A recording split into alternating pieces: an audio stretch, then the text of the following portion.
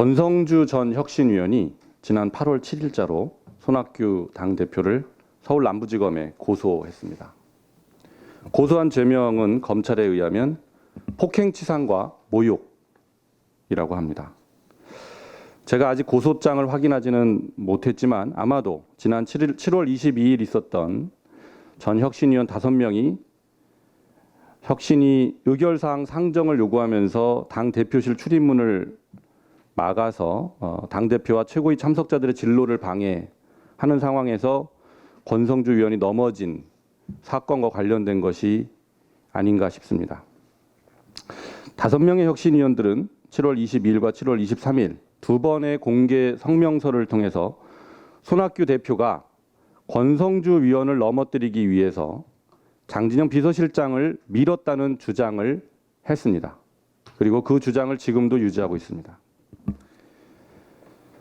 7월 22일 5명의 혁신위원들의 출입문 봉쇄로 손학규 당대표와 최고위원회 참석자들은 당대표실을 나오지 못하고 10여 분간 당대표실에 갇혀 있는 상황이 벌어졌었습니다. 아마 이 자리에 계신 언론인 여러분들도 다 목격하신 상황이라고 봅니다. 정치인이 자신의 요구사항을 관철하기 위해서 요구를 하고 항의를 하는 것은 얼마든지 허용되어야 되겠습니다.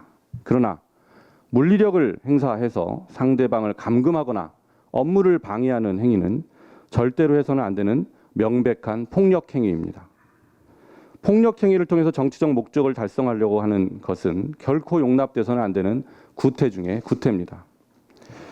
몇 달 전에 패스트트랙 국면에서 물리력을 행사해서 업무를 방해한 혐의로 다수의 국회의원들이 지금 수사 대상에 올라 있는 점은 모두 다 알고 계실 것입니다. 이러한 행위는 최소한 형법상으로도 위력에 의한 업무방해 행위이고 특수 감금 행위에 해당합니다.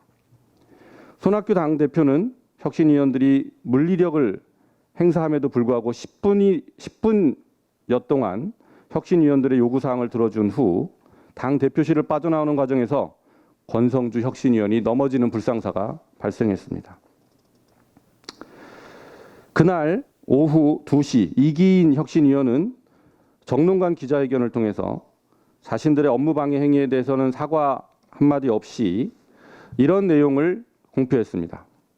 손 대표는 단식으로 기력이 쇠한 권성주 위원을 당직자를 동원해 강하게 밀쳐 넘어뜨렸다. 손 대표는 비서실장을 통해 막무가내로 권성주 위원을 밀어 넘어뜨렸다. 가히 당대표와 당직자의 혁신이 살인 미수 사건이다. 그러나 이기인 위원의 성명서 발표 3시간 전부터 인터넷에는 당시 상황을 촬영한 동영상이 올라와 있었습니다. 그 동영상만 잘 보더라도 손 대표나 비서실장이 권성주 위원을 밀었다는 주장이 전혀 사실이 아니라는 것을 명백히 확인할 수 있습니다.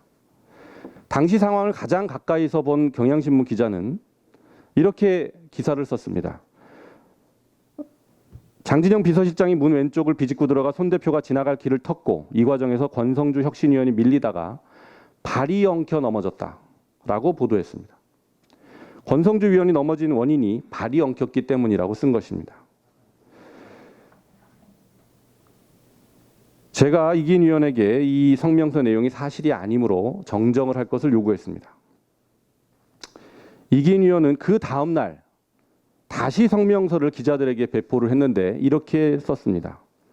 손 대표는 장 실장 뒤에 권 의원이 있는 줄 알면서도 장 실장을 밀어내서 장 실장 뒤에 있는 권 의원을 넘어뜨렸다. 비록 저에 대한 허위 주장을 정정했지만 손학규 당대표가 비서실장을 밀어서 권성주를 넘어뜨렸다는 기존 허위 주장을 한 번이 아니라 2번씩이나 공개적으로 유지한 것입니다.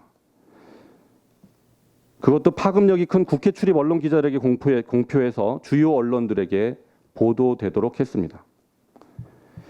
이기인 위원의 2번의 성명서로 인해서 손 대표나 저는 살인 미수범이라는 오명을 뒤집어 썼습니다. 단식 중인 위원을 넘어뜨린 파렴치한 사람이 되고 말았습니다. 지금도 저는 단식자를 왜 밀었어? 라는 지역 주민들의 질문을 받고 있습니다. 굳이 동영상을 보지 않더라도 그 혼잡한 상황에서 빠져나가고 있는 손 대표가 빠져나가는 통로를 만든 비서실장을 밀었다. 또는 비서실장 뒤에 있는 권성주 의원을 넘어뜨리기 위해서 비서실장을 밀었다. 이런 주장이 상식적인지 비상식적인지는 2초만 생각해봐도 누구나 판단할 수 있는 문제라고 생각합니다. 이 점에 대해서는 정확한 사실관계를 밝혀서 억울한 피해가 생기지 않게 할 필요가 있기 때문에, 그리고 이기인 의원이 허위 주장을 계속 고수하고 있기 때문에 저는 8월 5일 날 부득이 서울 남부지검에 고소장을 접수했습니다. 그런데 며칠 전 9월 3일 권성주 의원이 저에게 문자를 보내왔습니다. 이기인 의원에 대한 고소를 취할 의향이 없냐라고 물어왔습니다. 정작 허위사실 유포자인 이기인 의원은 저를 한 번도 찾아온 적도 없고 전화 한 통 없었습니다. 그런데 권성주 의원이 불쑥 고소 취하를 제안한 것입니다. 그래서 제가 시원하게 내질렀으니 쿨하게 책임도 지라. 이렇게 거절했습니다. 시원하게 내질렀던 허위 주장은 그대로 유지하면서 책임만 지지 않겠다는 그런 태도는 비겁한 태도이기 때문입니다. 그랬더니 그제서야 권성주 의원이 손학규 대표를 고소한 고소장 접수장을 저에게 보내주었습니다. 권 의원은 제가 이기인 의원을 고소한 것에 대응하는 방편으로 손 대표를 고소한 것이라고 페이스북에 밝혔습니다. 아마도 맞불 작전이랍시고 이기인 고소를 취하시키는 수단으로 손 대표를 고소한 것으로 보입니다. 그러나 당시 당대표에게 양아치는 정치하면 안 돼, 저게 양아치지 무슨 정치이냐라고 도를 넘는 모욕을 한 장본인인 권성주 의원이 오히려 손 대표를 모욕죄로 고소한 행위는 중대한 무고 행위입니다. 형사 고소를 무슨 협상의 수단으로 쓰기 위해서 한다는 발상 자체가 극히 위험하고 절대로 해서는 안 되는 구태입니다. 고소장이 제출되면 그 고소 사건을 처리하기 위해 국가 공권력이 사용되게 됩니다. 그리고 국가 예산도 소요되게 됩니다.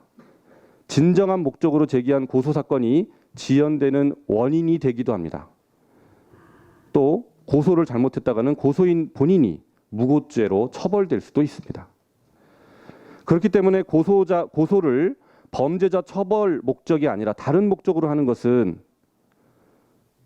국가 예산과 인력의 낭비를 초래하는 행위고 다른 국민들에게 피해를 주는 행위입니다. 무엇보다도 고소를 당하는 피고소인에게는 고소 자체로 심각한 정신적인 고통을 안겨주고 명예가 크게 실추되게 되는 것입니다.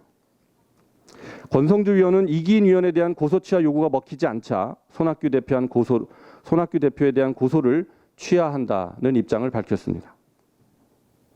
권성주 의원은 손 대표를 밀어서 자신이 넘어졌다는 주장을 철회하고 사과할 것이 아니라면, 그리고 고소를 장난으로 한 것이 아니라면 손 대표에 대한 고소를 취하지 말고 끝까지 판단을 받을 것을 강력하게 요구하는 바입니다.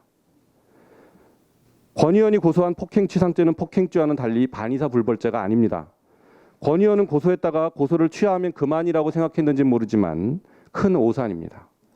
폭행치상죄는 중대범죄이기 때문에 고소인의 고소 취하에 영향을 받지 않습니다. 무겁게 판단하여 사법 절차로 갔다면 끝장을 보고 무고에 대한 책임도 당당하게 감수하는 것이 젊은 정치인다운 태도일 것입니다. 이기인 의원이 허위 주장을 해서 멀쩡한 사람을 살인 미수범으로 언론에 대대적으로 공표한 잘못을 감추고 자신이 고소당한 사실만 키우면서 오히려 피해자를 비난한 행위를 중단해야 합니다. 권성주 의원은 지금까지도 손 대표가 자기를 밀어 넘어뜨렸다는 허위 주장을 유지하고 있으면서 합의를 하자고 하는 것은 부끄러움을 모르는 태도라는 것을 아시기 바랍니다. 젊은 정치인 운운하기 전에 잘못했으면 깨끗하게 잘못을 인정하는 젊은이다운 태도를 갖출 것을 권합니다. 합의나 화해는 그 다음에 할 일입니다. 이상입니다.